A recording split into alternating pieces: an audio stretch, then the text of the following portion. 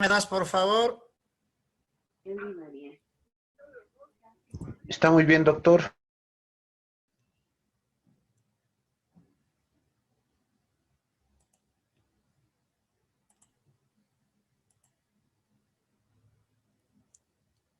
No se olvide de admitir a mis compañeros, doctor. De acuerdo, de acuerdo.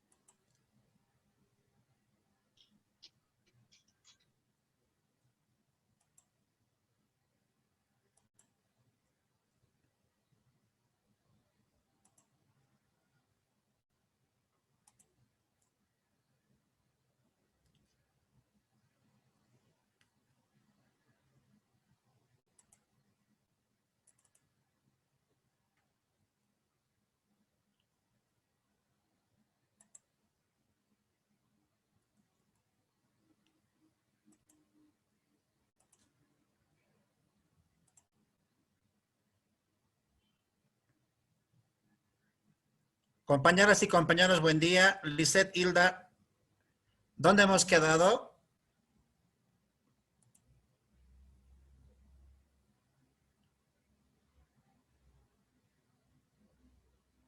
Lisbeth, Verónica, ¿me puedes ayudar? ¿Dónde hemos quedado?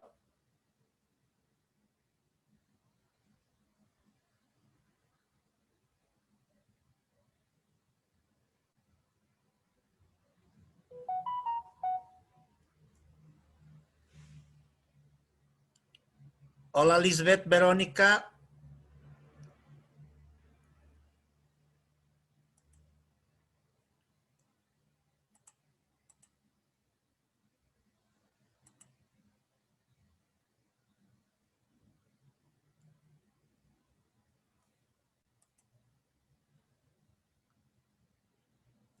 Delia, Nora, buen día.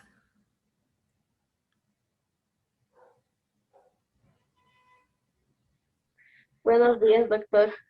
¿Me puedes decir dónde hemos quedado, por favor, para dar inicio? No recuerdo bien, doctor, dónde quedamos. Ya, Doctor, Mariela yo me Guarachi. acuerdo, A ver, doctor. adelante, adelante. En el título, bueno, en el subtítulo del número 2, Derechos Romanos, ahí hemos quedado, doctor. A ver, vamos a ver. Sí, en ahí hemos quedado, doctor. Ya.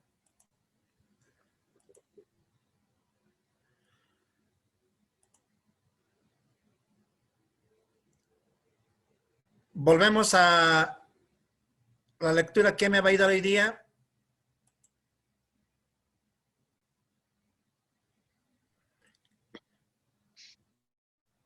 Yo, doctor, Gloria. yo dice, Adelante, adelante.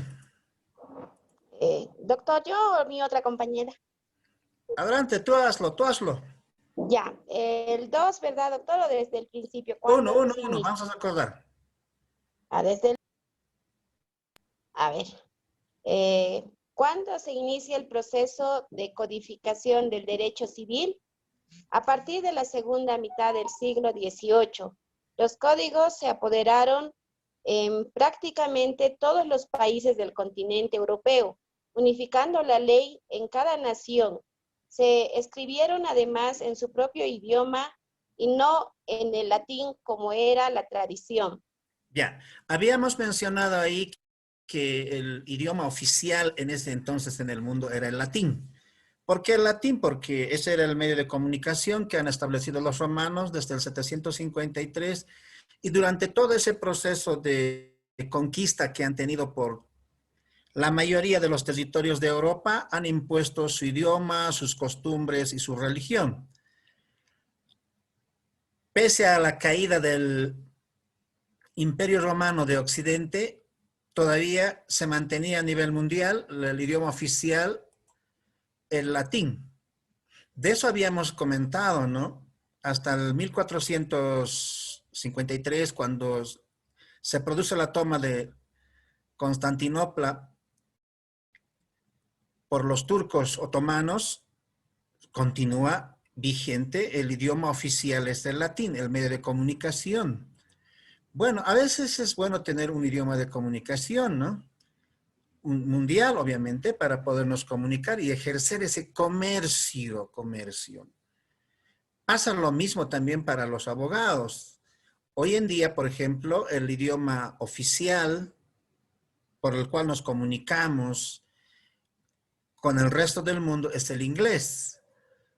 Entonces, yo le decía a Gloria Condori, si no sabemos el inglés, muy poco vamos a tener aspiraciones, ¿no? ¿Por qué? Porque es el idioma oficial. Entonces, necesitamos saber el inglés sí o sí. También habíamos recordado que antes de los romanos, el idioma oficial era el griego. ¿Por qué el griego? Porque, bueno, ahí estaban las culturas como Esparta, Atenas, Samos y otros más antes de Roma. Incluso hemos recordado, hemos hablado de Homero. Homero es uno de los fabulistas, o sea, escribe fábulas, cuenta y ha contado también la guerra de los titanes, los dioses en Grecia. Gracias a él hay referencias. Hace una mención más o menos del 800 antes de Cristo. Él también ha recibido por tradición oral todo lo que ha escuchado y lo ha escrito. Algunos autores dicen que era ciego. Bueno, pero al final se le considera a Homero como el que ha llevado a la escenografía. Dos obras importantes tenemos de él. ¿Cuáles son esas dos obras importantes que en colegio lo hemos leído? Obviamente de manera obligatoria, nosotros en el pasado, y ustedes de modo muy voluntario, diría, ¿no? ¿Cuáles son esas dos obras? Shirley Chambi.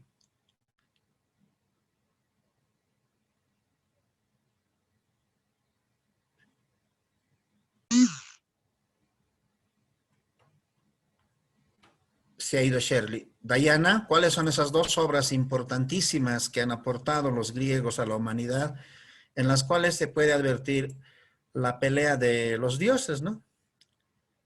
La Odisea. Ya, y La Ilíada, doctor.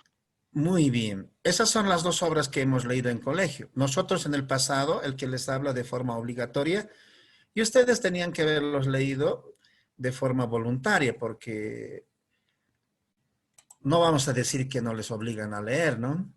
Ahora hay que leerlo de forma muy voluntaria. Bueno, en uno de ellos, especialmente se produce esta toma donde hablan de caballo de Troya, o sea, Troya arde. Como los políticos hoy en día dicen eso, ¿no? Su palabra siempre, ¿no? Vamos a hacer arder como a Troya, dice. ¿Eso qué quiere decir? Van a minar, van a socavar al enemigo. Va a arder Troya, dice, como Troya. A eso se refiere. Bueno, a ciencia cierta, solamente recientes investigaciones nos dan cuenta de que Troya ha existido. Recientemente el descubrimiento se da por los arqueólogos de que Troya ha habido. ¿Por qué? Porque se pensaba que era solamente un mito, ¿no? Y de ahí viene la película de Troya con Brad Pitt. Ustedes lo han visto esa película, ¿no? Que hace el protagonista muere, ¿no? Aquiles. Bueno, esta historia ustedes ya lo saben. ¿A qué viene todo eso? Que por muchos años viene a ser entonces el griego un medio de comunicación. O sea, leer en griego era lo máximo. Los aportes de los griegos entonces vienen a ser cosas muy interesantes hasta hoy en día. La misma ciencia, a través de Discovery Channel hay descubrimientos que nos hacen que los primeros ingenieros están en Grecia. Sí, bueno, es el reconocimiento que lo vamos a dar. Ustedes tal vez hayan visto eso en primer año en historia, ¿no? ¿A qué viene todo esto? ¿Por qué el latín? Yo les decía que en la toma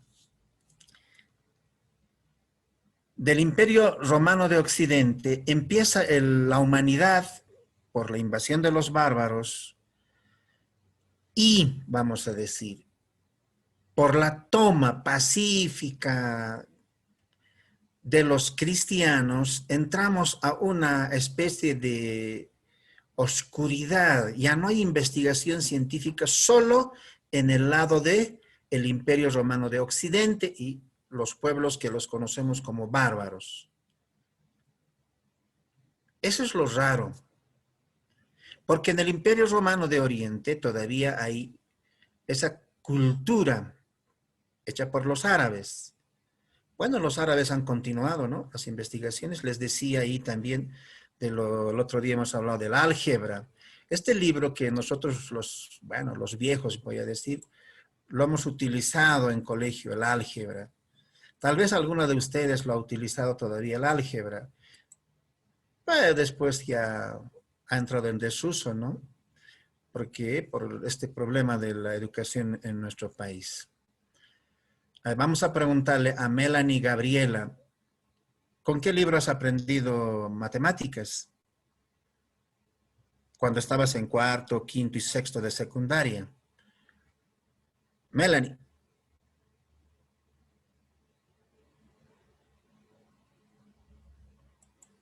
Se ha ido Melanie. Con Sí. álgebra, doctor. Con el cuaderno de... Con álgebra, doctor. ¿Segura? ¿Qué autores, pues, álgebra? Baldor. Baldor. Bueno, si ustedes han aprendido con eso, eso es el aporte grande que los árabes han hecho a las matemáticas. Ahora, ¿cómo es que llega? Esta es la pregunta. ¿Cómo es que llega a Latinoamérica? Bueno, obviamente vía España. ¿Por qué? Porque 800 años han sido tomados, conquistados el reino de Castilla, en ese entonces así se llamaba, los españoles, por los turcos otomanos, y se han liberado en 1453. Las fechas son medio coincidentes, por algo debe ser. 1492 definitivamente los expulsan a los turcos otomanos, los españoles. Ahí está la reina de Isabel. Bueno, más o menos enero es la última batalla que se produce en España y los expulsan. De ahí viene estos recuerdos cuando nos han impuesto la religión cristiana a los españoles, la creencia en el apóstol Santiago. En muchas de las poblaciones paceñas existe, por ejemplo, hay una zona en el Alto Villa Santiago, hay en las provincias, se hace la fiesta del apóstol Santiago en Quime, Huaqui, Santiago de Machaca y así sucesivamente. En la ciudad de La Paz existe en San Pedro el apóstol Santiago. Bueno, es una figura muy interesante, ¿no? Ahora, ¿qué viene todo esto? ¿Por qué se presentan al apóstol Santiago que está pisando el caballo a un moro? ¿Por qué los españoles le han pedido, ellos son altamente católicos, que les ayude en la expulsión de los moros? Sí. Y seguramente cuando han ganado, lo han adorado más. Y eso lo traen a Latinoamérica. Y en Latinoamérica hay una simbiosis. También decíamos, Hernán Conde, ¿cuál es esa simbiosis? Nosotros lo vemos al apóstol Santiago como una divinidad que se mezcla con nuestras divinidades. Eso es simbiosis. ¿Cuál es el gran problema que se produce ahí? No es problema, sino... Hernán, ¿cuál es? Hemos hablado el otro día. ¿Qué significa el quejo para nosotros, nuestra cultura andina?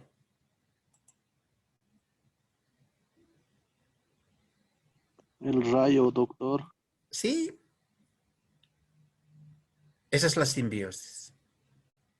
De ese modo hemos ido adoptando, mezclando las divinidades andinas con las divinidades que nos han sido impuestas.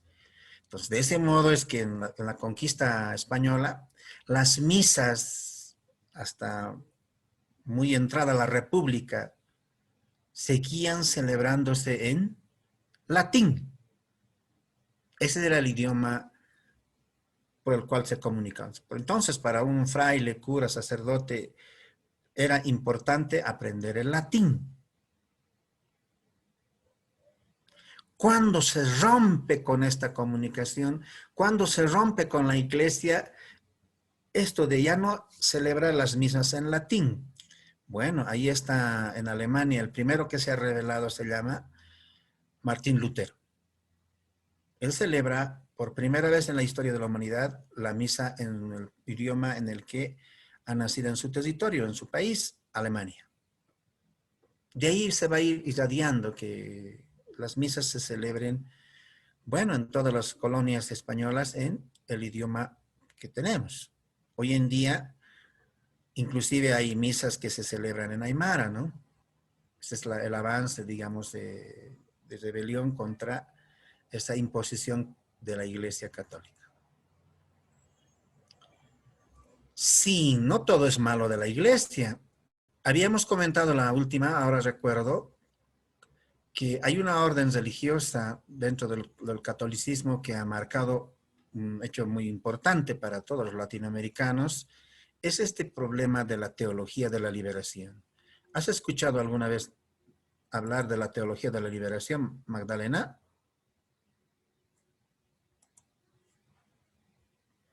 Sí, doctor.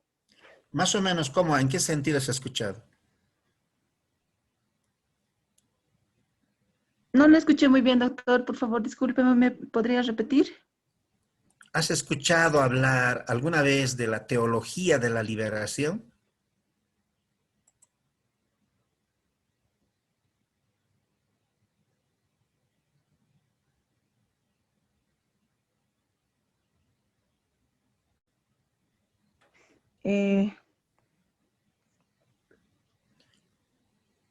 Se ha Sí, dado doctor, pero A ver. sí, doctor, pero no le podría dar un concepto, digamos así, claro. Teología, ¿no? La teoría, la liberación de la libertad en sí se estaría interpretando, ¿no? ¿O estoy Ya, equivocada, doctor? está bien. Lo que queremos decirte con Judy no es que este fenómeno que se ha dado en Latinoamérica de los gobiernos de facto, de los gobiernos militares, estaba en su apogeo pues en la década del 70, 80 en Latinoamérica, en toda Latinoamérica. Ninguno se ha salvado. Las más trágicas han sido Chile, Argentina. Sí, en ellos ha calado muy hondo.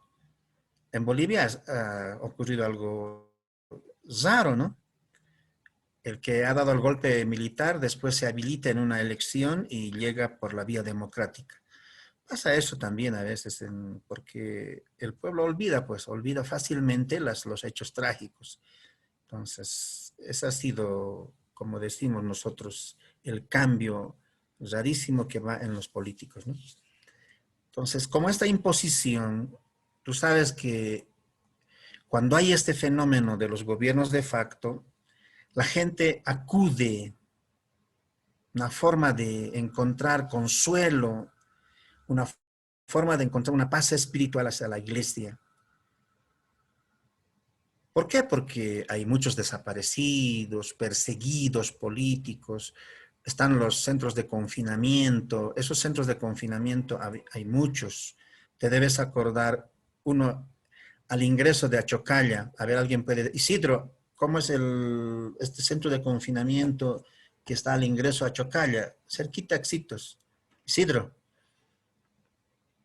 Número 97, Isidro. Adelante, sin miedo. Estamos en democracia. Se ha ido Isidro, nos ha dejado. A ver, Johnny Torres, adelante. O Flora Castilla, a ver, adelante. No, Flora Calizaedo, es Ah, Flora Calauta lo Calizaya. llaman. ¿Dónde? Calauta le llaman. Ah, sí, sí, Es, sí. A ver, adelante, ¿qué ha pasado ahí? ¿Cómo es? ¿Es bonita la casa? no, está hecha de pura piedra y es bien Ya. frío esa casa. Y hasta ahora todavía lo tienen ahí, ya es parte de un colegio y una parte lo usan como la sede social, doctor. Sí. Entonces, estos centros de confinamiento hay muchos de ellos. Muchos. ¿Alguien ha estudiado en la ciudad? A ver, veremos. Vamos a preguntarle a Ofelia, número 96. ¿Conoces el Liceo Bolivia? No, doctor. Yumá Vallejos, ¿conoces en la ciudad el colegio Liceo Bolivia?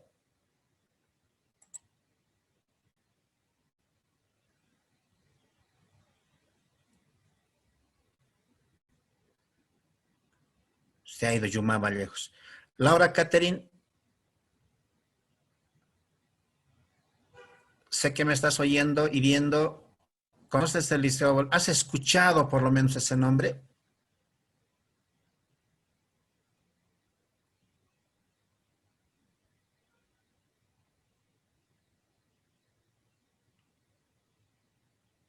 Eduardo Chura.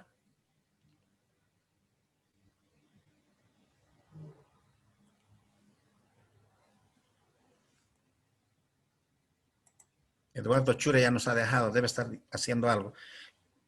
¿Cuál es el propósito de esto? Es que el problema central ha sido ¿por qué la teología de la liberación? La compañera que nos dice, hoy en día la entrada a Chocalla ahora se ha convertido en una sede social. Sí, lo mismo ha pasado también con el liceo. Las instalaciones de este liceo hoy en día ya se ha modificado, hay una nueva infraestructura, pero también se ha utilizado en la época del MNR, después de la revolución del 52, como un centro de confinamiento y tortura a los políticos, en ese entonces el enemigo virtual, los fascistas, o la falange. Así ha sido. Frente a todo eso, surge pues dentro de las órdenes religiosas católicas estamos hablando, la teología de la liberación. Bueno, hay muchos sacerdotes que se identifican en la lucha por los derechos humanos y frente a eso hay otros que han dado ya la cara, especialmente en Chile, Argentina, es donde surge este fenómeno de la teología de la liberación en la década del 70 y 80. Son los mismos sacerdotes que han sido perseguidos por los gobiernos de facto. ¿Por qué? Porque supuestamente lavaban el cerebro al pueblo, utilizaban la palestra en las misas para concientizar a los feligreses. Eso es lo que decían. Por eso es que ha muerto en plena celebración, les decía el otro día, Arnulfo Romero en 1980, celebrando la misa, entran los paramilitares y lo baten a tiros. Esa es la forma, el escarmiento que les dan a los de la iglesia para que nunca más se metan en política. Interesante, ¿no? De esos también hay 6, vamos a decir, tal vez un poco despectivamente, 6 monjas también en Centroamérica que han sido igual abatidas, asesinadas por un gobierno militar. En Bolivia ha pasado algo similar, decíamos, con Luis Espinal Camps, un padre jesuita que también ha sido muerto. Tal vez ustedes no recuerden, pero era director de un periódico. ¿Alguien puede decirme? Sí, titulaba Seminario Aquí. Así es. Bueno, ahí salía denuncias de cómo los gobiernos militares estaban entrando en actos de corrupción, cómo los torturaban, todo eso publicaban, bueno, lo que les llegaba también, ¿no? Lo que no llegaba no se van a inventar. Eso pasó en Bolivia, sí. Entonces, no todo es malo lo de la iglesia, ¿no? También los padrecitos se identifican con el dolor humano, con el sufrimiento humano frente a este tipo de gobiernos de facto. Eso como a colación. Ahora sí entraremos a materia. Número 2. Compañera. Está bien, doctor. 2. Derecho romano y los sistemas jurídicos codificados. ¿Cuáles fueron los primeros códigos civiles? En Francia, con el Código Civil de Napoleón de 1804, donde se escribieron 2.281 artículos de importantísima tradición romana, influyendo en las codificaciones de numerosos países americanos y europeos, como es el caso boliviano con el Código Civil Santa Cruz de 1831. En Alemania, el Código Civil de 1900, con 2.385 artículos. Este código, en donde los pandectistas aparecieron, donde los pandectistas alemanes modificaron el dogma, elaborando sobre las fuentes romanas. A pesar de su tardía aparición, quedó anticuado ya para su época, aunque se le sigue considerando como una obra maestra de juristas y como la más perfecta formulación de la dogmática jurídica. De ahí que junto con el Código Civil Suizo de 1912, con 977 artículos, influyera en muchas otras legislaciones de países europeos y americanos. Ya, síntesis.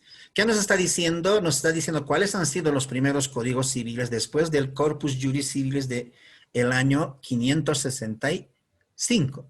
Esa ha sido la última, ¿no? Entonces, han pasado varios siglos, por no decirles más de un milenio. En 1804 hay un hombre, bueno, no estaba de acuerdo con la Revolución Francesa, retoma, bueno, así ha sido en Francia, ¿no? Ustedes conocen la Revolución Francesa, retoma el poder y establece una especie de pacificación. Pero en esa pacificación, Napoleón no quiere ser recordado por las generaciones posteriores como alguien que también ha muerto mucha gente, ¿no? Entonces él dice, quiero dejar el legado, y ese legado importante van a ser los códigos. Y son varios códigos. No es solamente el Código Civil que Napoleón deja. Deja el Código de Comercio, el Código de Familia, Código Penal, son varios. Y pasa la historia así. Por eso se le llama el Código Napoleón o Código Civil Napoleón de 1804. Fíjense, nosotros en 1804 estábamos todavía en ese proceso de concientización. A ver, ¿nos rebelamos o no nos rebelamos contra nuestros amos los españoles? En 1810 se va a dar el primer grito libertario, ¿no? En Chuquisaca. Pero la pregunta que hay que hacernos es, compañeros, una vez que hemos encontrado el proceso de la independencia, ahora la pregunta es, ¿continuamos con las leyes anteriores, las españolas, la que nos ha sometido al coloniaje, o hacemos otros? Jessica Copaja dice, es que es bien difícil hacer nuevas leyes. Entonces necesitamos nomás, pese a que ya somos una nación independiente en 1825, necesitamos que todavía sigan las leyes españolas. No solamente en Bolivia, sino en todos los países que se han independizado del coloniaje español. Pero Jessica Copaja dice, pero ¿quiénes lo han hecho o quiénes le han ayudado a Santa Cruz a elaborar los códigos? Habría que preguntarle podemos preguntarle a Cristian Tambo, ¿quiénes crees que han elaborado la normativa jurídica después de la independencia en 1825 en Bolivia? ¿Quiénes?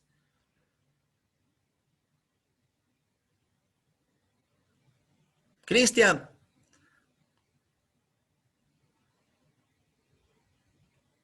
Sí, doctor. ¿Quiénes crees que nos han ayudado?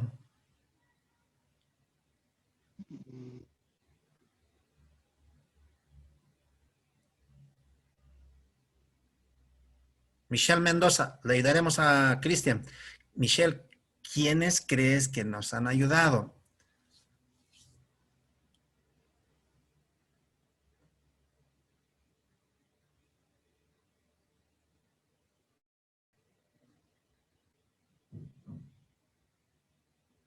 Michelle. Se ha ido Michelle, nos ha dejado con la fotito. José Luis Paco, ayúdanos.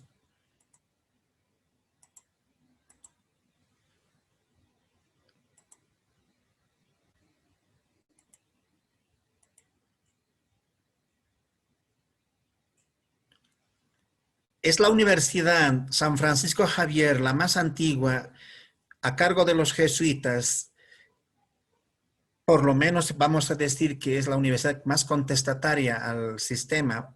Por lo menos vamos a decir que es la que protege a los originarios para que no haya mucho sometimiento.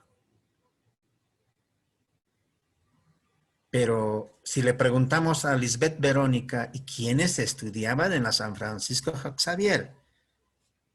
Esa es la pregunta clave. Está bien, nos han ayudado ellos, nos han ayudado los doctores de la San Francisco Javier, pero Lisbeth Verónica pregunta y dice, ¿pero quiénes estudiaban en la San Francisco Javier? La respuesta es sencilla. ¿Estudiaban quiénes? No vamos a decir que los hijos de los pobres, ¿no? No.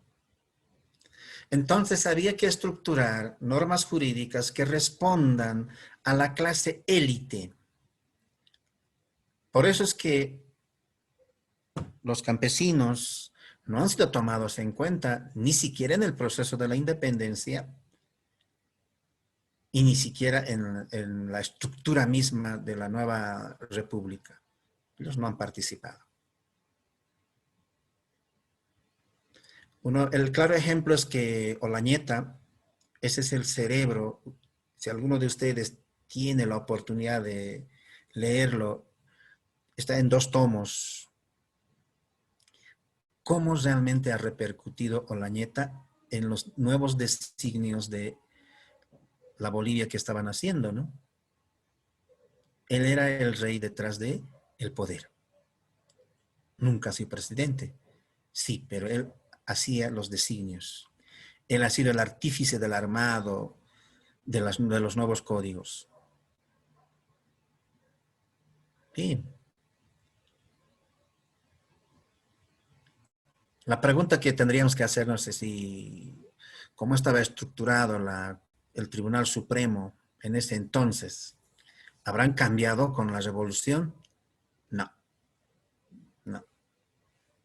No se ha cambiado. Es que es difícil, ¿no? Es muy difícil. Entonces, nos quedamos nomás pues con los códigos que han estructurado ellos, obviamente, ¿a la cabeza de quién? A la cabeza de el gobierno del Gran Mariscal Santa Cruz, que también ha pasado a la historia. Les decía que este Código Civil, estructurado en 1831, promulgado, ha entrado en vigencia hasta el año 1976. El 2 de abril de 1976 entra en vigencia el Código Civil Banzer, y que está vigente hasta hoy en día. Entonces Bolivia tiene solo estos dos, ¿no? 2 códigos. Uno diría, pero ¿por qué no hemos cambiado? ¿Por qué no ha habido más? A veces es bueno también que un código permanezca por cierto tiempo, ¿no? 10, 20, 30 años. No hay que cambiarlos cada 10 o 20 años, ¿no? Seguramente va a haber oportunidad para que podamos cambiar este Código Civil nuestro de aquí a 5, 10, si es que hay voluntad política. Lo que queremos ahora remarcar es que estos 3 códigos, el del alemán en 1900 y el del suizo en 1912, incluido el de 1804 de Francia, son los que van a influir en la mayoría de los códigos civiles europeos y latinoamericanos. Ese es el gran aporte. Obviamente ahí está la fuente del derecho romano. Esa es su fuente principal. Seguimos.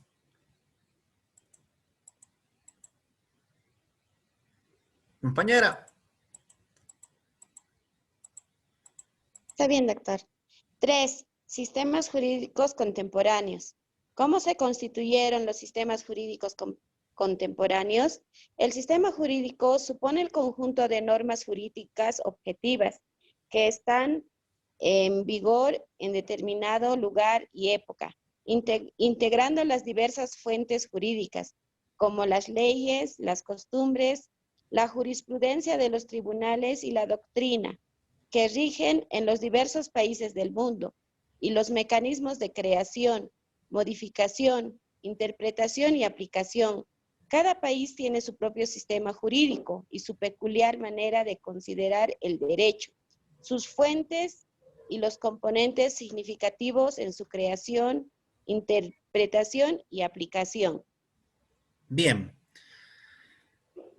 Como hemos recibido influencia de los latinoamericanos y el mundo y los europeos de esos tres códigos, principalmente el francés, nos hemos dividido en 4 sistemas o identificamos hoy en día 4 sistemas jurídicos. 4. Estos sistemas están vigentes hoy en día en el mundo. Sí. Los que tenemos una tendencia romanista nos vamos a llamar civil law. Y los que tienen una tendencia... Sí, doctor, muchas gracias. Puede continuar.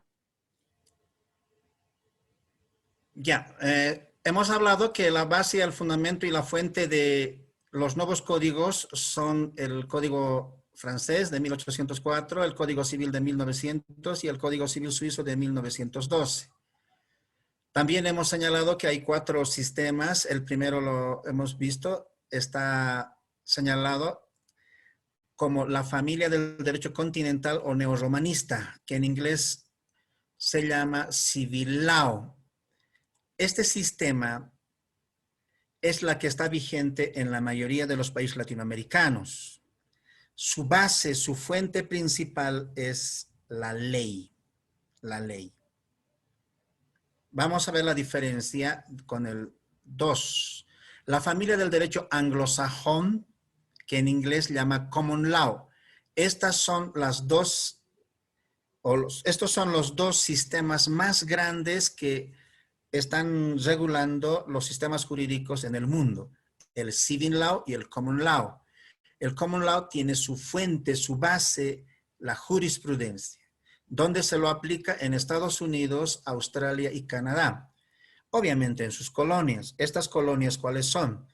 En el caso de los ingleses está en Sudáfrica. En Sudáfrica también ha habido un movimiento de liberación protagonizado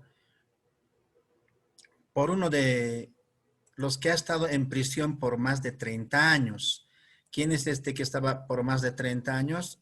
John Walker, ¿eso era? Sí, Mandela. Mandela al salir de la cárcel no persigue a sus encarceladores, ¿no? Bueno, tampoco dice hay que olvidarse. Sin embargo, hay una especie de perdón hacia ellos y la construcción o reconstrucción del Estado sudafricano a la cabeza de Mandela. Los ingleses también tienen otra colonia, una grande, está en India. Esta colonia también muy entrado al siglo XIX y parte del XX, vamos a tener a otro hombre, líder, que no ha sido presidente, pero sí ha liderizado el proceso de liberación de la colonia inglesa. ¿Qué se llama? Melanie Gabriela. Mahatma Gandhi. Mahatma Gandhi no ha sido presidente, pero sin embargo ha liderizado ese proceso de liberación que ha dado con el proceso de la independencia de la India. Bueno, sus enseñanzas lo podemos recuperar tanto de ambos líderes como de Mandela y Gandhi. Se han hecho películas interesantes, muy bonitas, respecto a estos dos personajes que han marcado en la historia de la humanidad. Pese a ello estamos diciendo, se ha impuesto la norma jurídica de la colonia inglesa, ¿no? No han cambiado ni en Sudáfrica ni en India. Se sigue regulando bajo ese sistema que está como fuente principal la jurisprudencia. Eso es lo que vemos en las películas que nos da a conocer el de los Estados Unidos, ¿no? Hay personas que llamamos jurados. Estos jurados van a decir si es culpable o es inocente. La pregunta que le hago yo a Flora Calizaya es, ¿por qué en Bolivia no ha dado resultado los jurados que han planteado cuando hemos salido del Código Procedimiento Penal a un nuevo código? Se ha implantado los jurados. ¿Por qué crees que no ha dado resultado en nuestro medio? Flora. No les sabría indicar, doctor. ¿Sentido común? Quizá porque acá en nuestro país, digamos, no hemos podido escribir o no ha habido profesionales que han podido escribir este tema. Y también porque los políticos del momento no han podido, digamos, hacer que pueda entrar en vigencia, digamos, un nuevo Código Civil. Eso es lo que tengo como idea, doctor. Vamos a señalar, para no estar dando vueltas, que el problema central en nuestro medio es nuestra idiosincrasia. ¿Por qué? Porque se sorteaban, como ahora sortean jurados electorales, ese mismo procedimiento se hacía, porque los únicos que manejaban los nombres y las direcciones eran el Tribunal Electoral. Entonces, había un convenio con el Consejo de la Magistratura por el cual se sorteaban estos jurados, bueno, los jurados jurídicos, ¿no? El problema central es que, por ejemplo, Melba Maribel Ríos, si les sorteaban a ella tenía miedo. ¿Por qué tiene miedo? Porque lastimosamente en nuestro medio todavía la justicia tiene serios problemas. Es el caso de aquellas personas que han entrado a la cárcel producto de la violencia física o violencia familiar o violencia doméstica que se llama con la ley 348. Cuando salen de la cárcel, ¿qué hacen los varones sentenciados por esta ley? Salen con un sentido de venganza, ¿no? Y como decimos entre comillas, los rematan a sus parejas. Ese miedo que hay de que se van a vengar hace que Melba Maribel Ríos, cuando le nombren jurado, ella no acepte la designación. Y si acepta, seguramente le va a llegar las llamadas. Unas llamadas que van a amenazar, le van a decir que si continúa como jurado, ya conocen su casa, dónde trabaja su papá, dónde trabaja su mamá, quiénes son sus hermanos. Ese amedrentamiento hacia el jurado. Por eso es que muchas personas no aceptan. Prefieren pagar la multa y no se presentan. Eso pasa en nuestro país. No digo que no se ha instalado así un juicio con jurados, se ha instalado. Se ha instalado. Pero siempre hay este problema, ¿no? O ha habido ese problema. O asistían a la primera sesión o a la primera audiencia, no se dilucidaba la culpabilidad de las personas o la absolución de las personas en una sola audiencia, sino que tenían que pasar muchas audiencias. En la primera o en la segunda asistían y después ya se perdían. Y los procesos penales se paralizaban de ese modo. Por eso es que se ha suprimido, ¿no?, los jurados. Se han nombrado los tribunales técnicos. 3 personas se hacen cargo de un tribunal de sentencia en nuestro medio. Bueno, ahora en día son ellos los que es. No sé si, bueno, no, tampoco vamos a ocultar, ¿no? Seguramente también deben recibir ese tipo de amenazas, ¿no? Sí, deben recibir, o si no es amenaza, deben recibir algún reconocimiento, algo por ahí. Porque solo así podemos justificar que salen de la cárcel personas que han tenido serios problemas con la justicia, ¿no? Bueno, algún momento habrá para reflexionar el problema de la justicia en Bolivia, pero les estoy señalando que el sistema impuesto por los jurados en Bolivia ha fracasado. Sí, pero no por eso la ley se trunca, ¿no? Continuamos con el enjuiciamiento a los criminales en Bolivia. El tercer sistema es la familia del derecho socialista. Bueno, aquí pertenecen todos los que han sido parte, también vamos a decir, de este sistema de la Unión Soviética, hoy ex Unión Soviética. Sus normas continúan vigentes bajo ese enfoque jurídico ideológico de la tendencia socialista. ¿Se siguen aplicando? Sí. Conservan todavía parte de ese socialismo la China y Cuba. Bueno, están ahí. Y el último, el cuarto sistema es el derecho religioso. Están en los principales ahí, Israel con el derecho judío y el derecho canónico que sigue vigente y el derecho islámico. Este gran problema, vamos a decir también igual por cuestiones también ideológicas, pero de tendencia religiosa, es esta pelea, pugna entre los judíos y los árabes.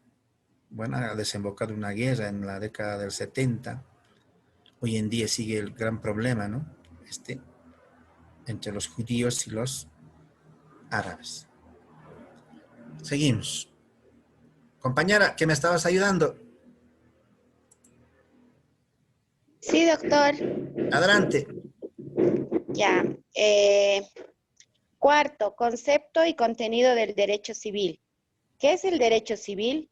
Según el boliviano Raúl Romero Sandoval, el derecho civil es una rama del derecho privado, constituido por normas que reglan las relaciones y situaciones jurídicas relativas a la personalidad individual y colectiva, a la aprobación de los bienes, al aprovechamiento de los servicios y a la protección de los derechos.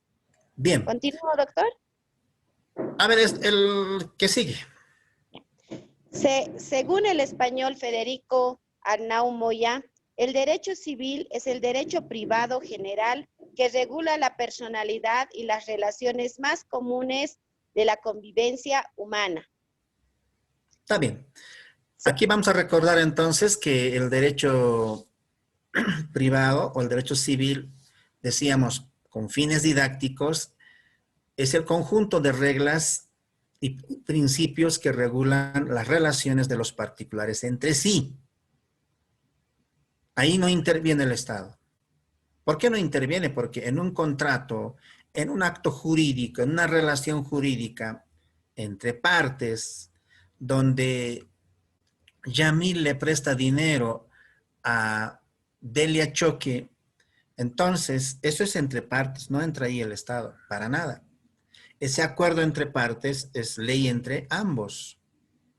Solo cuando incumpla Delia, que es la deudora, seguramente el acreedor le va a demandar ante los órganos jurisdiccionales. ¿Sí?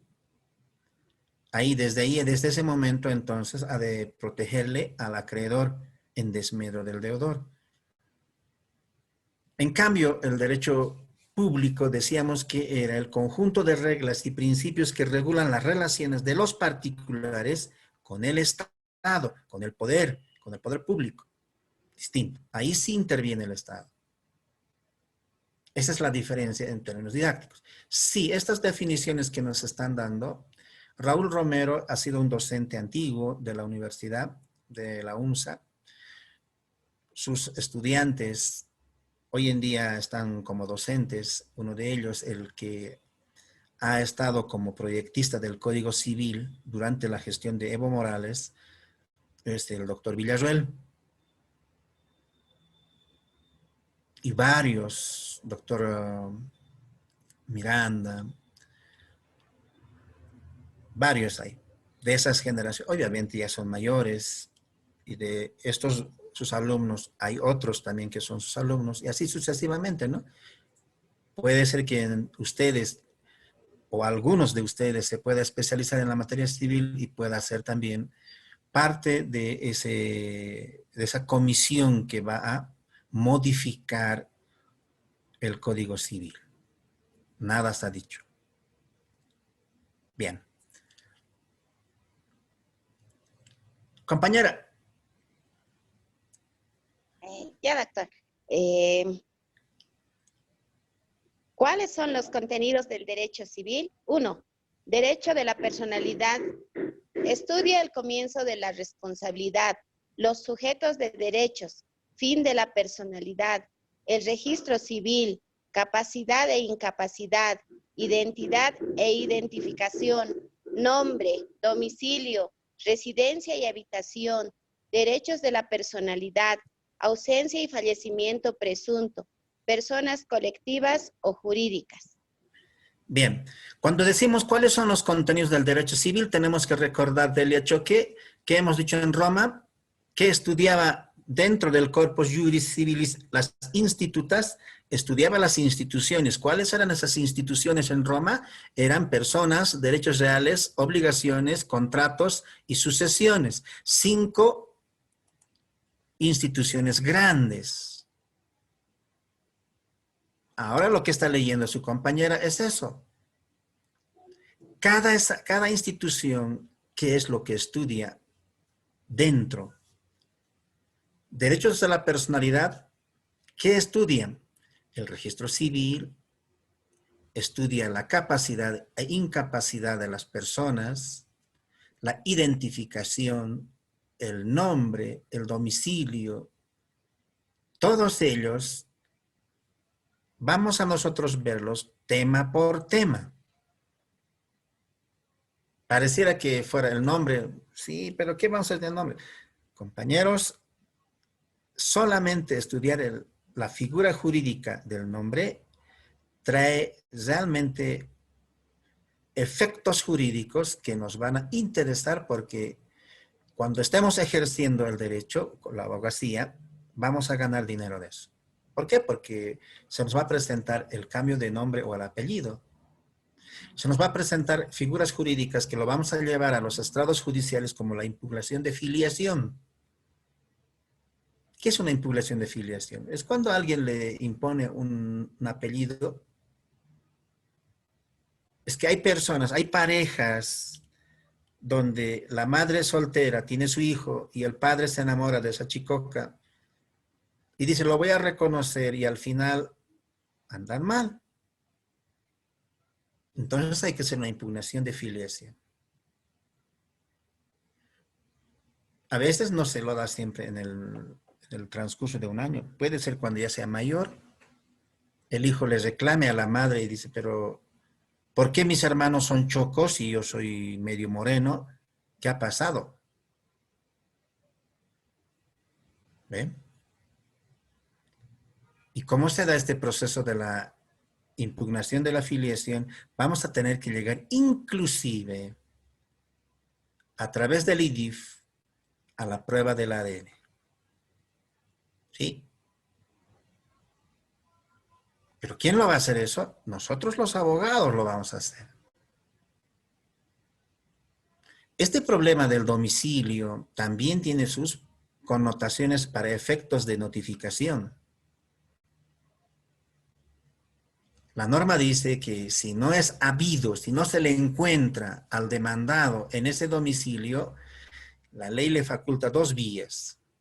O publica a través de los verdictos, a través de este problema de los medios de comunicación, sacan los edictos. Estos edictos se publican con 5 días de diferencia en 2 oportunidades. Entonces, eso es un medio de notificación cuando se desconoce dónde vive la persona. También vamos a hablar del inicio de la personalidad y fin de la personalidad. Todavía no estamos entrando a materia. Esto es las partes, tema 1, 2, 3, son la introducción al Código Civil.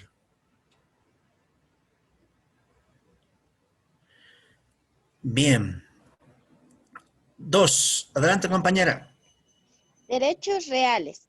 Estudia el patrimonio, el objeto de la relación jurídica, los bienes inmuebles e muebles, la posesión, derechos reales sobre la cosa propia, derecho de propiedad, ejercicio, limitaciones, modos de adquirir,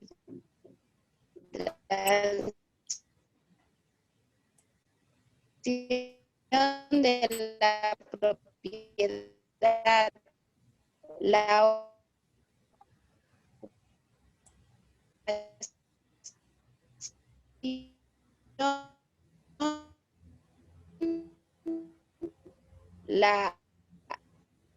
la accesión y usucapión,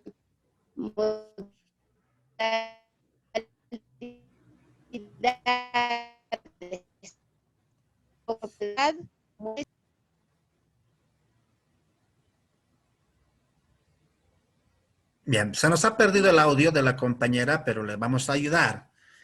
La segunda institución más grande son derechos reales.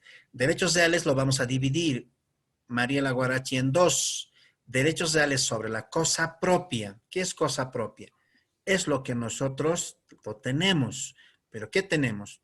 2 figuras que hemos hablado, la posesión y la propiedad. De la posesión, cuando lo perdemos, posesiones cuando no tenemos papeles, y la mayoría en el Alto hace una década sí no tenían papeles, obviamente por la ley 247 que ahora se están minutando, están secularizando sus documentos.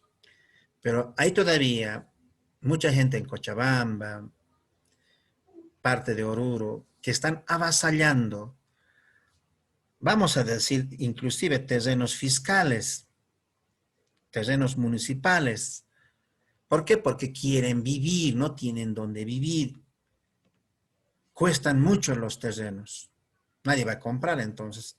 Este avasallamiento hace que se constituyan carpitas, muros de lata, donde viven. Nadie los va a sacar también, ¿no ve? Porque rápidamente intervienen derechos humanos, si alguien quiere sacarlos. Como no quieren salir, van a utilizar la fuerza y a veces hay un exceso del uso de la fuerza, entonces se va produciendo más problemas.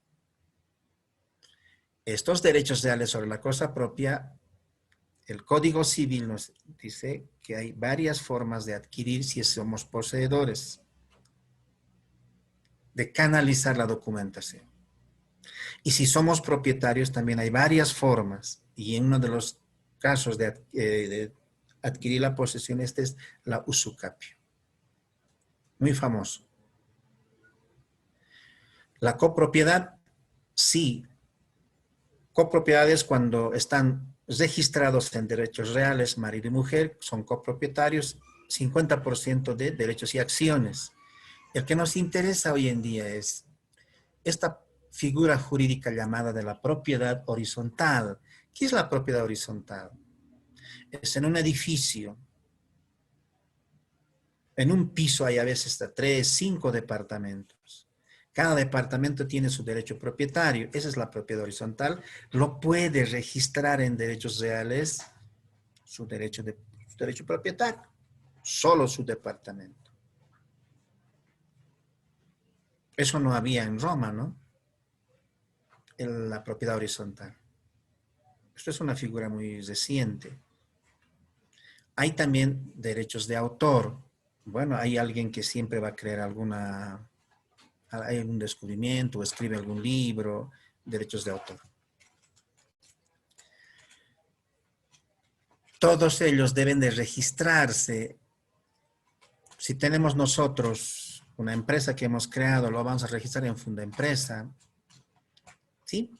Y si hemos escrito un libro o algo tenemos de nuestra propiedad, lo vamos a registrar también en las oficinas creadas por el Estado, esto de los derechos del autor. Sí, así es. Nada está, como decimos, al azar. Todo tiene una causa, un motivo. Entonces, el Estado tiene que proteger. ¿Cuáles son los derechos reales sobre la cosa ajena? El usufructo. Me está anunciando 10 minutos. Voy a pedir, compañeros, un poco de tolerancia. Vamos a entrar a una tercera sesión. Hemos perdido valiosos minutos. En la siguiente voy a yo crear el link para que podamos adherirnos. ¿Está bien, compañeros? ¿O nos vamos a despedir a la finalización de esta? Consulto. Doctor, buenos días. Continuaremos, por Ya, favor. muy bien. Entonces, el usufructo es una figura jurídica muy interesante. ¿Cuándo se produce el usufructo? Ejemplo, Mariela Guarachi, bueno, se ha conocido muy joven con alguien, vamos a decir con Rafael, pero no les ha ido bien en ese proyecto de vida.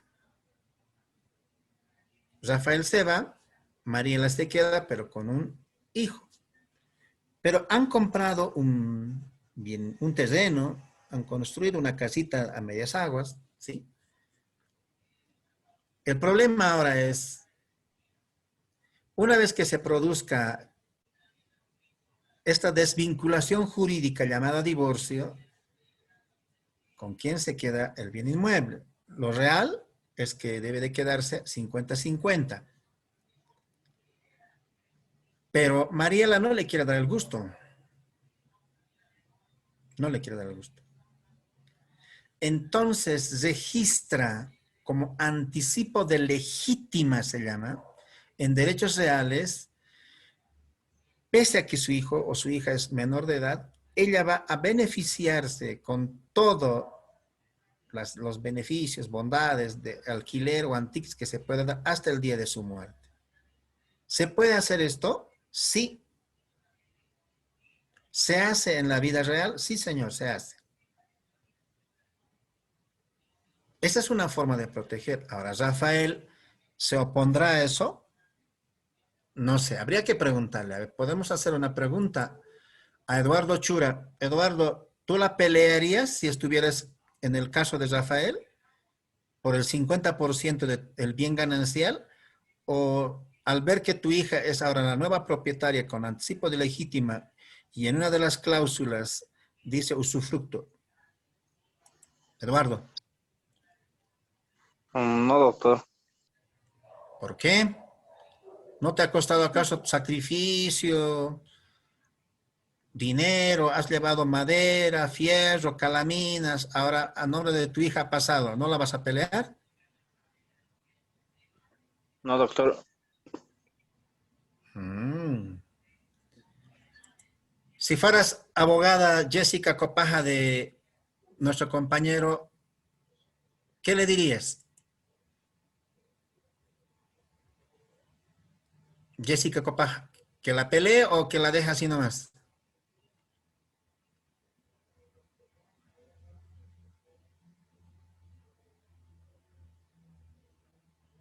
Jessica nos ha abandonado directamente, ¿no?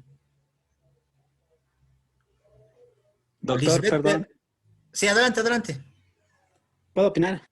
Claro que sí. Doctor, todo va a depender, dependiendo, porque ahora lo que veo, ¿no? Así en la realidad, siempre todo va a depender. ¿Cómo se ha dado la separación, por ejemplo? Se ve mucha infidelidad de parte del varón o de la mujer. De acuerdo a eso se va a llevar lo que usted dice. ¿Lo va a pelear o no lo va a pelear? Porque, por ejemplo, ahorita nosotros estamos en una relación formal, tengo mi hijita. Yo ahorita digo, no lo voy a pelear, porque para mi hijita va a ser, porque se supone que nosotros es para heredar para nuestros hijos. pero todo puede cambiar de acuerdo al contexto de la separación. Eso es mi punto de vista, doctor. Bien, eso está interesante. De acuerdo al contexto, ¿qué tal si le han echado de la casa los cuñados o el padre porque no trabaja, porque es un mantenido? Uno dice, si me han votado, ¿por qué les voy a dar el gusto? ¿Ven? Bueno, eso tiene razón el compañero. Se sitúa de acuerdo al contexto. Si el contexto ha sido dialogado, está consciente él de que es también su hija, entonces tal vez no la va a pelear. Tal vez va a decir que se quede. Pero tal vez alguien le va a meter también la cizaña. Le va a decir, pero ¿cómo vas a dejar esa canción que hay de una morenada, ¿no? Otro va a disfrutar de tu sacrificio. La movilidad que estás dejando, otro lo va a manejar. Los bienes inmuebles que estás dejando, no sé, en tu catre, otro va a dormir, así de, ¿no? Eso dice la morenada. Bueno, puede ser también así, ¿no? ¿Para qué dejar? Para que otro disfrute. ¿Será así? Simón Jauira, ¿será así?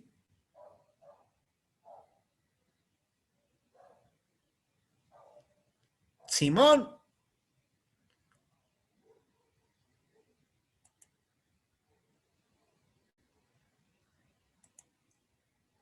Puede pasar, puede pasar.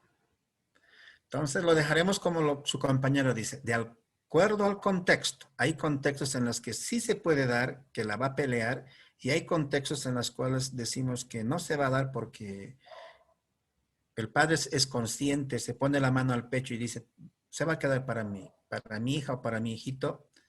No me interesa después quién lo disfrute de ese bien inmueble. Bueno, pasa también eso. Tercero, compañera, adelante.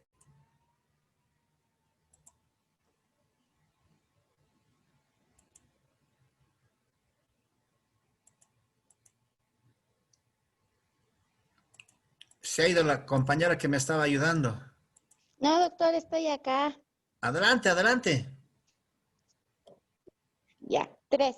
Derecho de obligaciones. Estudia del efecto, del cumplimiento, del incumplimiento, de la extinción, de la transición, de ciertas clases de obligaciones pecuniarias, alternativas y con prestación sustitutiva, mancomunadas o con sujeto múltiple, de las fuentes de las obligaciones, de los contratos en general, de los requisitos del contrato, de la condición y del término, de la interpretación, de los efectos, de la cesación del contrato, de la simulación, de la nulidad y la anulabilidad del contrato, de la rescisión, de la resolución, de los contratos en particular, de la venta, de la permuta, de la donación, del arrendamiento, del contrato de la obra, de las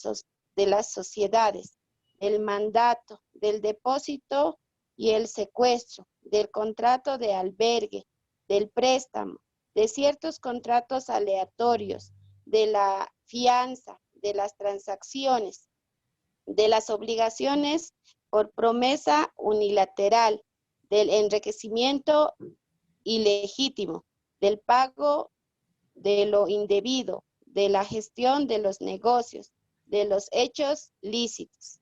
Bien, esta institución de las obligaciones es, como decimos, de lo que realmente se producen los problemas en materia civil, de los problemas en la vida real. Cuando decimos obligaciones, estamos en pareja, hay ciertas obligaciones.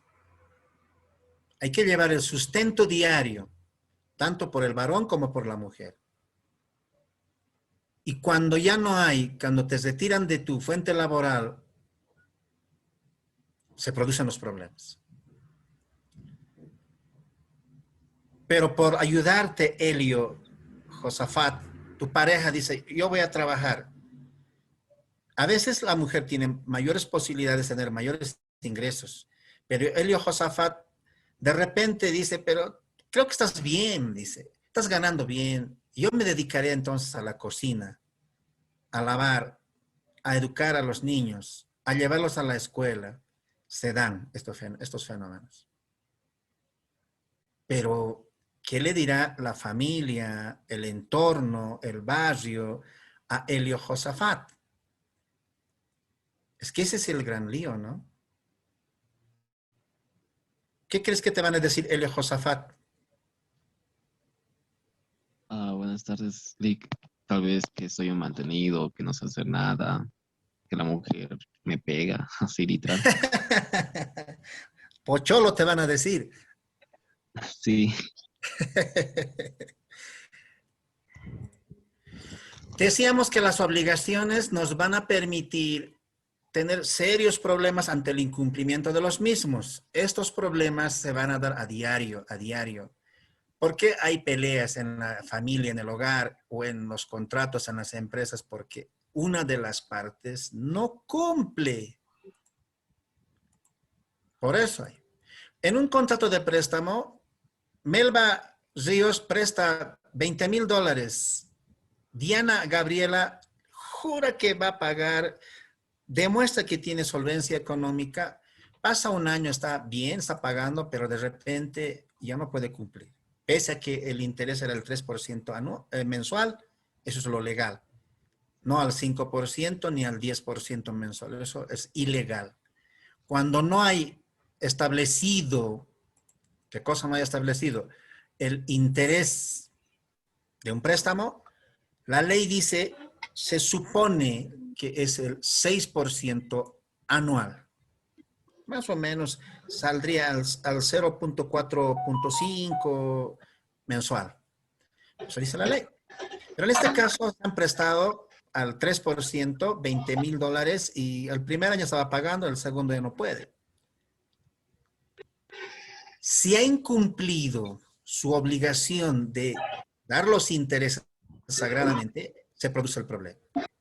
Entonces va a venir, ¿dónde quién va a ir? Donde el abogado. En este caso, va a ir pues donde, a ver, no, ¿quién va a ser nuestro abogado? Sergio Durán, donde Sergio Durán, él es el abogado. ¿Qué tiene que hacer el abogado? Lo único que tiene que hacer es cumplir esa obligación, para eso le va a demandar. No solo va a demandar, va a tener que hipotecar, va a hacer una anotación preventiva de su bien, porque si no, ¿cómo va a recuperar el dinero? Por eso, yo les digo siempre, ¿no? Cuando presten dinero o se prestan de alguien, Melba Maribel es muy precavida. Tus documentos, por favor, de la casa, dice. O documentos de una movilidad, o algún documento que pueda avalar los $20,000. Porque tiene que resguardar su patrimonio. Entonces ahí se produce el problema. Pasa lo mismo en los matrimonios, ¿no?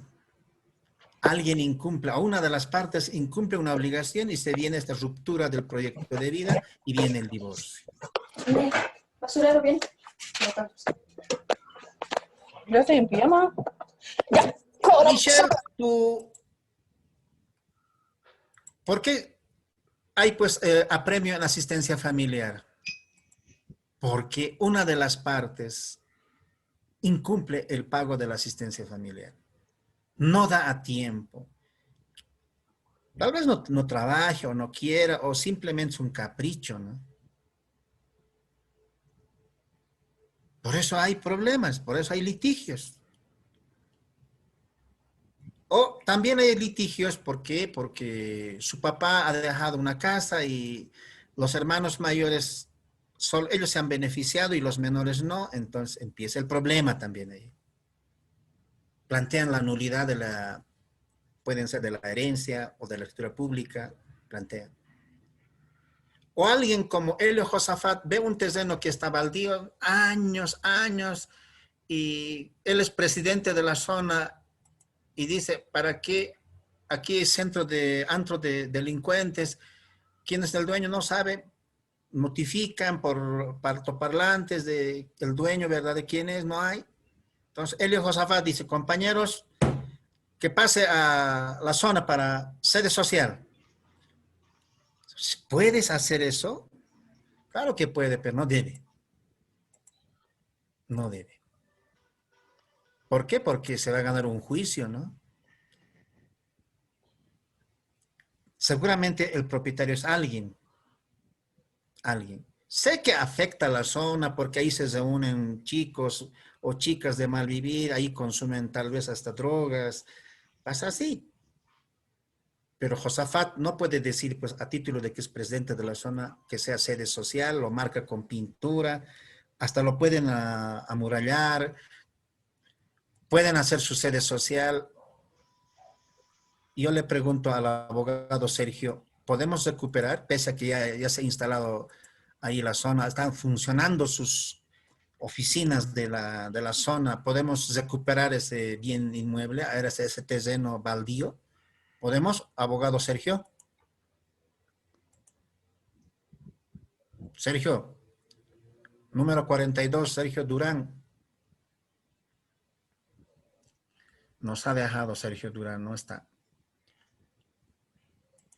A ver, ¿alguien me ayuda como abogado? Podemos pedirle ayuda a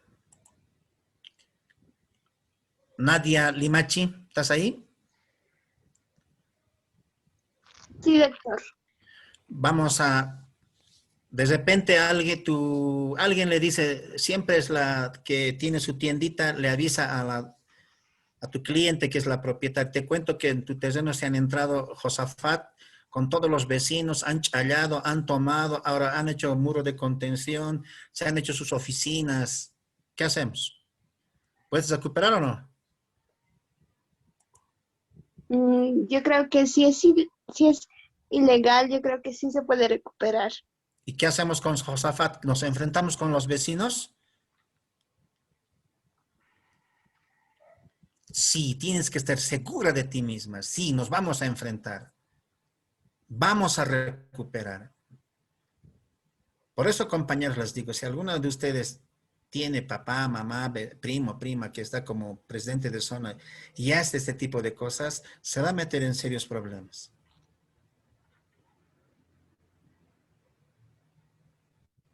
Eso es el derecho de obligaciones. Pero ¿cuál es la fuente principal del derecho de obligaciones? Los contratos. Ahora en los contratos también hay problemas. ¿Por qué hay problemas, Wilfredo? ¿Por qué podría haber problemas en los contratos? Porque puede haber vicios del consentimiento. ¿Qué son los vicios del consentimiento? Vicios del consentimiento es cuando alguien puede hacerlo dolosa o culposamente. ¿Qué es dolosa o culposamente? Puede ser por error, violencia. ¿Qué es violencia? Es cuando alguien te amenaza, ¿no? Yo he visto en la vida profesional que tengo. Hay familias que se dedican a quitar terrenos, bienes inmuebles, utilizando a las hijas, diciéndoles que han cometido acoso sexual o violación. Bueno, ese es su modus operandi también de algunas familias. ¿Ve? Eso es bajo amenaza, suscriben un contrato donde le estás transfiriendo, la víctima en este caso, le está transfiriendo por no entrar a la cárcel. Es la palabra de la mujer contra el hombre. ¿Sí? Ocurre así. U otros contratos, ¿no? Contratos donde hay daño. En este caso vamos a plantear lesión. Por lesión, rescisión de contrato. Rescisión de contrato es muy diferente de resolución de contrato. Rescisión es porque hay lesión. Una de las partes realmente ha hecho firmar a la otra aprovechándose de su ingenuidad, de su ignorancia, algo que se ha beneficiado por el más del 50%. Y resolución de contrato es cuando hay algún vicio del consentimiento.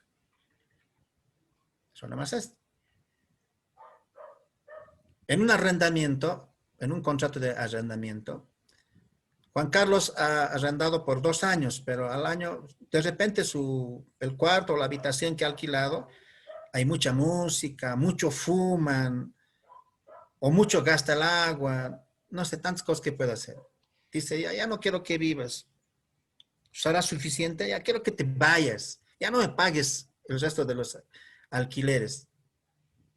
Así nomás podemos sacarle. ¿Qué dices? A ver, ¿dónde están mis abogadas? ¿Quién me está ayudando? ¿Será así? ¿Así lo podemos sacar al inquilino? Nadie. ¿Así le vamos a sacar? Sí, doctor. No. Hay un contrato. Ese contrato tenemos que... No se puede sacar licenciado. Claro que sí. El No te contrato olvides no que se nos puede va a acusar en derechos humanos. Claro, nadie puede decirle a su cliente, córtale la luz, se va a ir. Vas a ver. Cortas la Y luz, el que cortas sería el agua. perjudicado sería Los- ya sí. la persona que le ha alquilado el cuarto, entonces él saldría perjudicado porque el inquilino podría demandarle porque estaría rompiendo el contrato que lo han hecho de parte de ambos, está firmado, entonces no podría votarle fácilmente. ¿Ven? Ya nos hemos metido en problemas, ¿no ve, Mariela? Sí. Doctor, perdón. Sí. Pero todo va a depender también cómo hayan realizado el contrato de arrendamiento, doctor, porque puede contener sus cláusulas de cómo romper también el contrato, o sea, cómo pueden romper, o sea, que alguna falta cometa el inquilino. En el contrato, Juan Carlos, tendrías que poner prohibido fumar, prohibido volverlo, no sé, cantinas, la música, así. No he visto ese tipo de contratos. Doctor, Solamente le dice, cuento que yo estaba alquilado en un apartamento y había de la ¿ya? música, no podías tener, por ejemplo, a más de 15 decibeles, ponle, tenía especificaciones, le ¿Ah, sí? cuento. Sí. Hay contratos, por eso le he dicho, hay contratos para hacer, tiene que ser muy específico también con cómo vayan a hacer, tienen que leerlo bien el contrato, cómo vayan a firmar y redactar también, doctor. A eso me voy yo. Interesante, ¿no? Nunca he escuchado eso, ¿no? De que en el contrato lo especifiquen, inclusive los decibeles que tiene que escuchar su música el inquilino. Bueno, se aprende también a veces, ¿no? Pero hay que tomar en cuenta, Juan, que a veces los dueños de casa hacen contratos para que al mínimo error también se vayan, ¿no? Y se benefician. ¿Quién se beneficia? El dueño de casa. Estos son los contratos, vamos a decir, entre comillas, leoninos, ¿no? Donde el inquilino, 11 de la noche, no puede ingresar, lo siento, tendrá que ir a dormirse en alojamiento. No puede vivir 2 personas, solamente a Juan Carlos le hemos alquilado, no, como 2. A veces por necesidad, ni modo, ya firma uno, ¿no? Sí, pero tienes razón, Juan Carlos, cuando dice, mucho depende del contrato que hayas firmado. A esos contratos se llama, pues, como decimos, existen vicios del consentimiento. Y si hubiera así, esos contratos tenemos que rescindirlos o resolverlos. Resolver quiere decir terminar, dar fin a ese contrato. Bien. Cuarto, compañera, Nadia. Soy Flora, doctor. Flora, adelante, Flora. Ya. Cuarto, derecho de sucesiones. Estudia de las disposiciones comunes a las sucesiones en general, de la sucesión legal, de la sucesión testamentaria, de la división de la herencia. Bien. Flora, esto vas a estudiar así,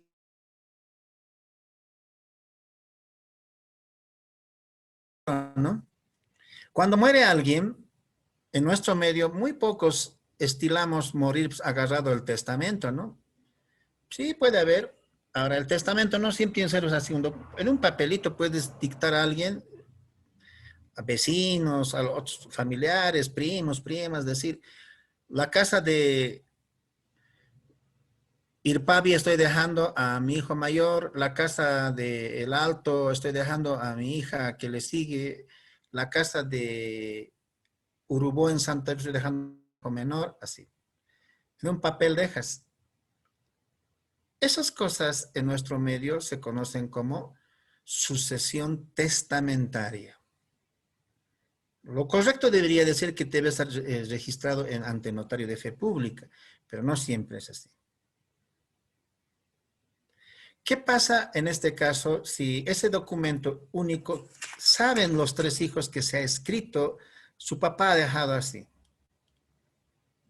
Y a veces, ¿no? Dicen, bueno, yo lo voy a cuidar, no se preocupen. El hermano mayor se queda en poder de ese documento. Y actúa en desmedro de los otros. Por varias circunstancias, los 2 hermanos menores no ejercen su derecho. Pues. Puede irse uno a decir, ¿para qué? Yo voy a ir a Argentina, estoy mejor. El otro dice, yo estoy en Brasil, estoy mejor. La pregunta que nos hacemos es, y si se han ido y están bien, tienen, bueno, no así que son ricas, pero tienen nomás su capital allá en Argentina y en Brasil, ¿les corresponde por ley a los 2 hermanos menores? Vamos a hacer aparecer ese documento escrito, ese documento que lo tiene, como decimos, en custodia el hermano mayor. ¿Algún momento puedes reclamar el hijo de esos 2 hermanos o la hija? ¿Puedes reclamar? Sí, señor, puedes reclamar. Pero ya han pasado 10 años, 15 años. ¿Qué interesa? ¿Acaso prescribe? No prescribe. Después de 15 años, ¿puedo reclamar el terreno que le ha dejado en Irpavi a mi papá que ha muerto y no le ha dado el hermano mayor? ¿Puedo reclamar? Dice, sí, señor, podemos reclamar. Para eso está estudiando la abogada Nadia. Para eso le están haciendo estudiar sus papás, para que aprenda. Pero así de a las buenitas le va a entregar el hermano mayor, difícil. Tenemos que acudir a los órganos jurisdiccionales. ¿Ven? No ha cumplido su obligación el hermano mayor. A él debería de haber reclamado. Pero ¿se puede complicar todavía esto? Los 3 hijos que estaban en el testamento han muerto. Pero ahora existen o están vigentes, están vivos los nietos. ¿Entre nietos puede haber problemas? Sí. Sí. Por ahí, Leticia es una de las nietas que está estudiando por él, porque la mayoría de ustedes estudia. ¿Por qué? Porque ha tenido siempre un problema en casa. Un problema que no han podido solucionar o un problema mal solucionado, digamos. Y estudia. Bueno, será en todos los casos, ¿no? Porque Elio Josafat, por ejemplo, no, él no tiene ningún problema. Él solamente está estudiando porque quiere ser un buen abogado, quiere administrar justicia. Sí, está bien también, ¿no? Doctor, buenos Adelante. días. Disculpe que lo corte. En ahí, doctor, ¿no actúa la palabra uso capión, doctor? No. No. Hay un documento que ha dejado el de Cujus. Un documento escrito que se lo ha guardado. Ahora, obviamente, es de conocimiento de... Había pues testigos. Podemos llamar, eso dice las medidas preparatorias para un proceso, a que pueda exhibir ese documento, sí se puede llamar. Pero se va a negar, pues, porque ¿qué nieto o hijo va a decir? Mi papá tenía guardado en su depósito ahí en un folder. Sí, le corresponde siempre a mis primos. Mi papá era egoísta siempre. Malo era. No hay ese hijo, hay. Que en justicia va a querer obrar. No, no hay.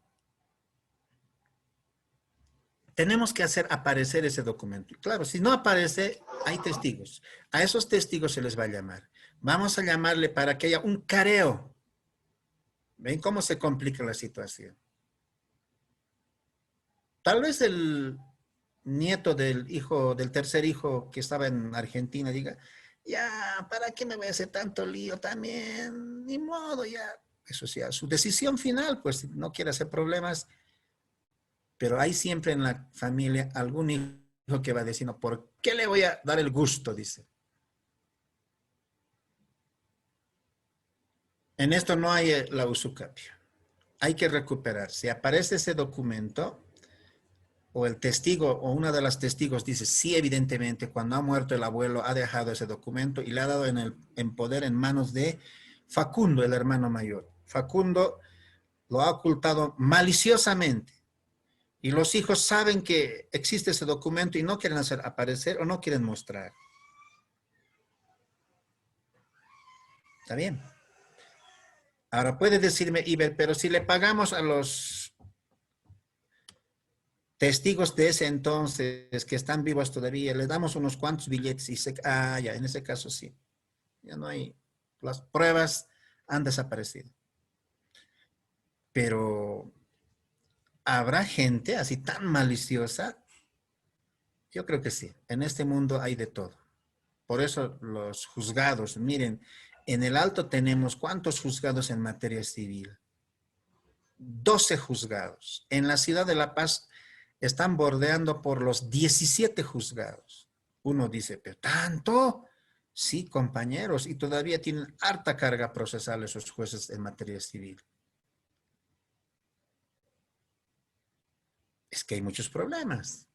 ¿A causa de qué? A causa del incumplimiento de una obligación. Preguntas hasta ahí, porque ya vamos a entrar a codificación del derecho civil.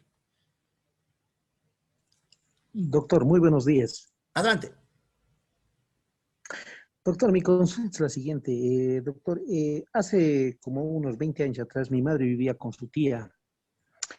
La tía no tenía hijos. Mi madre era como, más o menos se podría decir como su hija, ¿no? Con ella ha vivido años. Pero ¿qué ha pasado? Mi madre se ha ido por situaciones personales de su lado alrededor de unos 6 meses y en esos 6 meses había fallecido.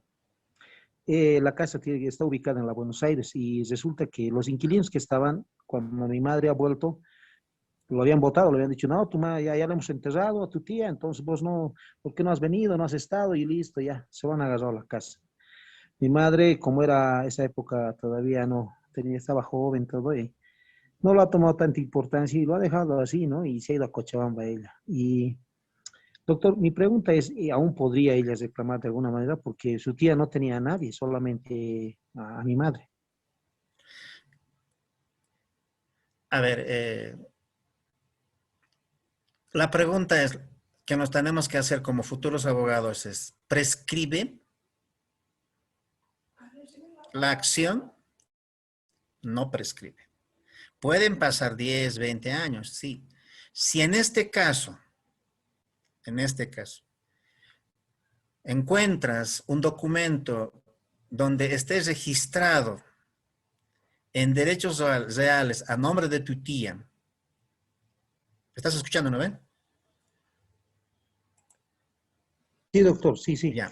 Si encuentras registrado hasta el día de su muerte, no importa, hasta 1 año más después de su muerte, registrado a nombre de tu tía abuela, esa casa le corresponde, le pertenece a tu tía abuela. ¿Qué es lo que tenemos que hacer ahí? Hay que hacer, obviamente ahorita ya no debe estar registrado, los inquilinos no sé cómo habrán hecho también, otros abogados seguramente han intervenido ahí, han hecho registrar ya a su nombre de los inquilinos su derecho propietario. Entonces, ¿qué hay que hacer? Primero vamos a hacer la declaratoria de herederos, se llamaba antes así, ahora es aceptación de herencia, que se lo hace ante un notario de fe pública. Con ese documento vamos a iniciar el proceso. ¿Qué proceso vamos a iniciar? Vamos a iniciar 1, mejor derecho. 2, vamos a iniciar nulidad de escritura pública. No sé, pues, a qué número de escritura pública tendrán los inquilinos, porque todos se han debido asociar, unir, pues, para la maldad, ¿no ve? Seguramente sí, 3 personas o 4 han debido entrar en esa escritura pública. Vamos a pedir Son nulidad 5 en y total. tercero, vamos a pedir la reivindicación, porque tenemos que reivindicar, entrarnos a la casa por el proceso de desapoderamiento cuando se haya ejecutoriado la sentencia, cuando hayamos ganado. La pregunta hay que hacerles ahora. ¿Estamos dispuestos a litigar así? Para eso estamos estudiando, compañero. Se puede. Tú puedes hacerlo. Si no tienes en este momento medios económicos, cuando te titules, no importa. Tu mamá no va a morir hasta ahí. Además me dices que es joven todavía. Yo, por lo que te escucho, eres también joven. Entonces, bueno, hay tiempo todavía. Pero ese es el procedimiento. La pregunta es, ¿y va a tardar mucho este proceso? No. Hoy en día el proceso es mixto, vamos a decir. Por una parte es escrita y al final es oral. Así es. Así es. Para eso estamos. ¿Alguna pregunta o duda que tengas? Licenciado, una consulta. He escuchado casi el mismo caso en La Paz y decía que la dueña de la casa del propietario entonces había ido y se ha perdido, era un inquilino, se ha perdido el dueño así por unos 5 o 6 años. Y entonces el inquilino pagaba de la luz, del agua, iba a las reuniones, había alguna cuota IVA, de la zona había algo IVA.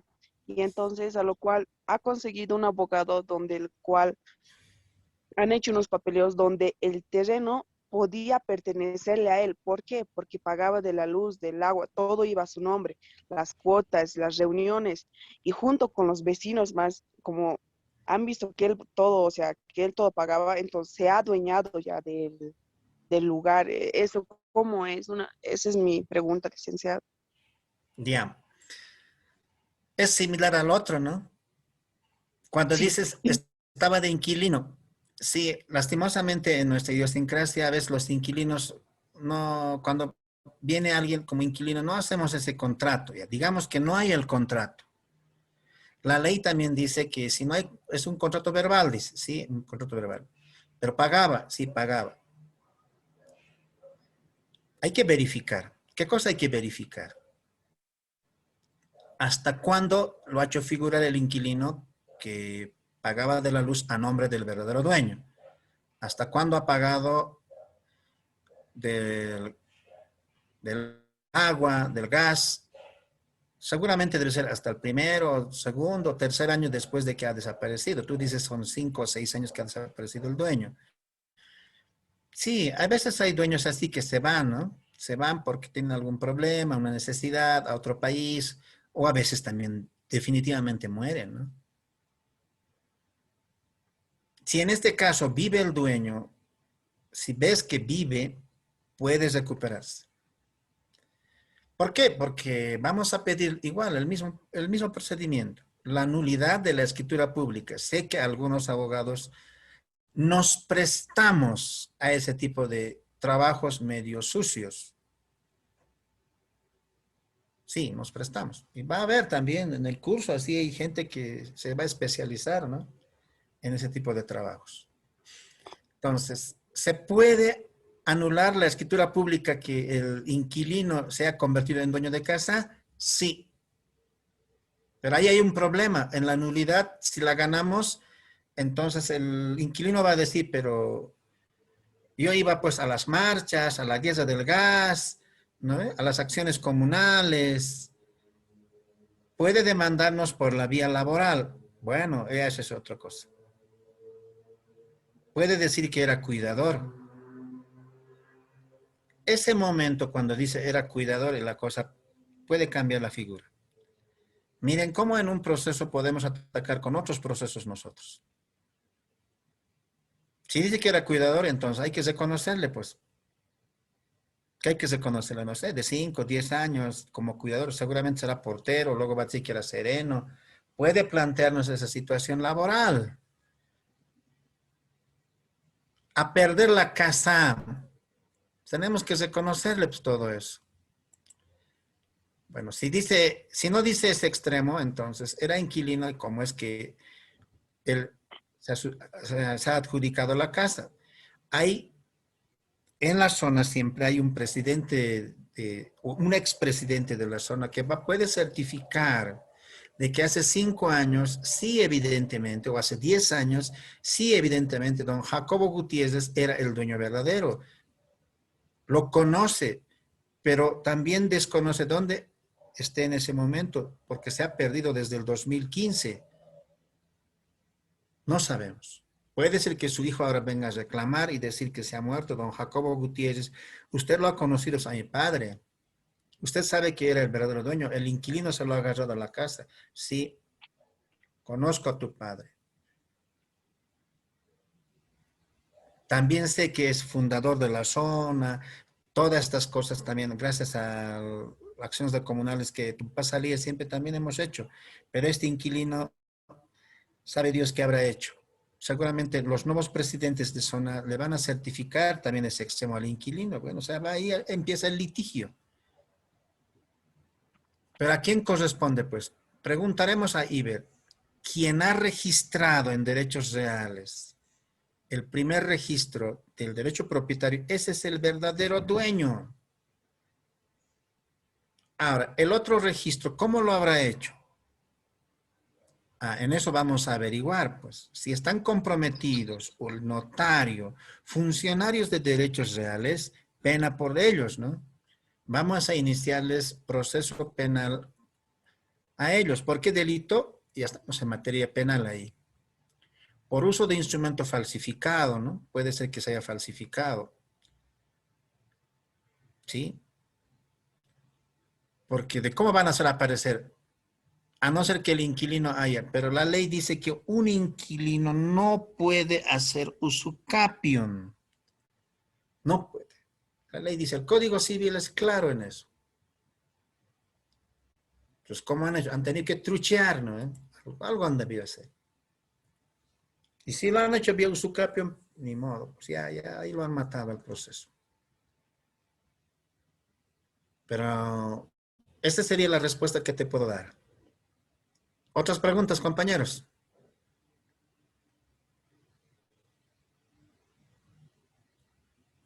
Doctor, una consulta. Adelante. Doctor, en este caso, digamos, cuando muere, digamos, una persona que ha sido sola, ya es soltera, pero la casa que había comprado, lo ha comprado rústicamente, o sea, no tiene documento, solo tiene un documento privado, doctor. ¿Y cómo toman posesión, digamos, los nuevos herederos, doctor? Esa es mi consulta. No estarás en eso, ¿no, Flora? No, doctor, le pregunto esto porque es un problema en mi urbanización, doctor. Con el loteador hemos tenido problema y ha faltado partidas. Y era una persona joven, una señora soltera. Ahora viene a la junta, soy parte de una junta de vecinos y me indican, me preguntan ahora, porque vienen pues las hermanas, los sobrinos, ya todos quieren tomar posesión, doctor. Por eso le consultaba. Así es, pues, cuando una persona es soltera, ahí aparecen los primos, hasta hermanos aparecen, pero no tenía papeles. Alguien tiene que declararse heredero, ¿no? A veces se declaran los primos, no sé, debe ser por algún interés, pero yo sé que esa señora tenía padres. Bueno, sus padres tal vez no los conocemos como junta de vecinos, ¿no? Pero los directos beneficiarios tendrían que ser sus padres. Pero en este caso vamos a hacer de cuenta que han muerto también. Lo que les corresponde es a quien haga la declaratoria de herederos. Obviamente tiene que reservarse el derecho de terceros. Pueden aparecer 5 primos. Bueno, a todos los primos les corresponderá también en su derecho, ¿no? Ahora, la junta de vecinos ahí, ¿cómo puede defender, digamos, el bien inmueble que vivía por años una señora una señora solterona? Tal vez también ha trabajado en acciones comunales o ha cooperado y la zona misma lo conoce, pues. La zona, el presidente de la zona o la directiva de la zona no se puede meter. Es una acción privada. Ya les he dicho, en acuerdos de partes, el Estado no se mete o terceros no se meten. ¿Qué diciendo puede ir la Junta de Vecinos? No, nada. Puede arguir de que eso no le corresponde al primo quinto o al primo cuarto. No, no puede decir nada. Lo único que tiene que decir es, a ver, arreglen. Vayan a los estrados judiciales y en la mejor forma, ¿no? Alguien se va a beneficiar con eso. Ahora, ese alguien seguramente que regularice tendrá que pagar las multas o las jornadas de pacificación que ha habido en el Alto y no ha asistido, digamos. En ese caso, bueno, se regularizará o se pondrá al día, ¿no? En cuanto a sus cuotas, todo eso. Pero la Junta de Vecinos no aconsejo yo que se meta.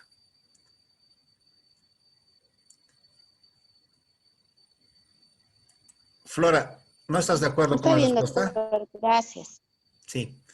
No, Bien. sí, estoy de acuerdo en lo que nosotros habíamos indicado, doctor, de que acudan a las instancias legales porque ambas partes ya quieren pedir la certificación, tanto una de las hermanas y los sobrinos. Y nosotros nos hemos negado a dar esa certificación Sí. porque nos podemos meter en problemas justamente por eso, doctor. En todo caso, si es que dice, acabas de decir que tiene una hermana, tendría mayor derecho la hermana que los sobrinos. Está bien, doctor. Gracias.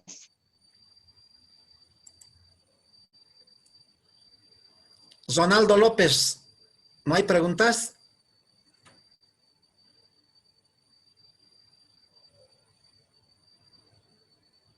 Doctor, no, todo bien. Doctor.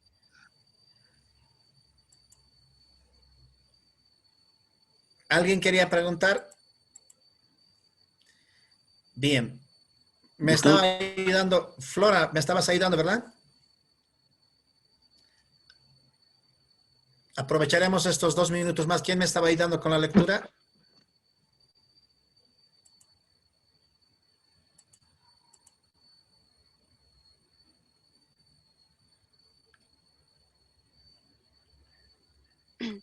Yo, doctor, estaba ayudando, doctor. Adelante, adelante. 5, adelante. Codificación y recopilación de derecho civil. ¿En qué consiste la codificación del derecho civil?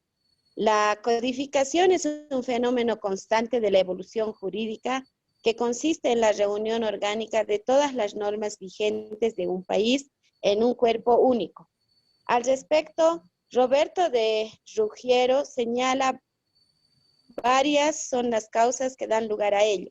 1. La necesidad de simplificar y ordenar las múltiples reglas jurídicas esparcidas en leyes diversas y contenidas en costumbres o usos diversos. 2. La necesidad de unificar las varias legislaciones imperantes en el territorio de un mismo Estado. 3. La necesidad de introducir reformas por el nuevo aspecto que ofrezca una sociedad a consecuencia de una revolución social. Ya, con eso nos están diciendo, eso nada más. Con eso nos está diciendo que hay necesidad de codificar. Eso ha debido sentir esa necesidad Napoleón Bonaparte.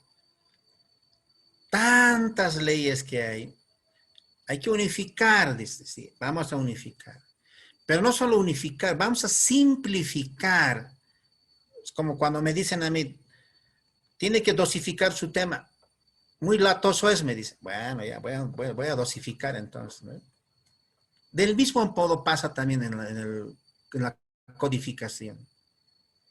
Ahora, cuando ya está unificado esas instituciones que hemos señalado, Ariel Cristian, personas, derechos reales, obligaciones, contratos, sucesiones, todo eso lo vamos a ahora ordenar. ¿Para qué? Para que cualquier abogado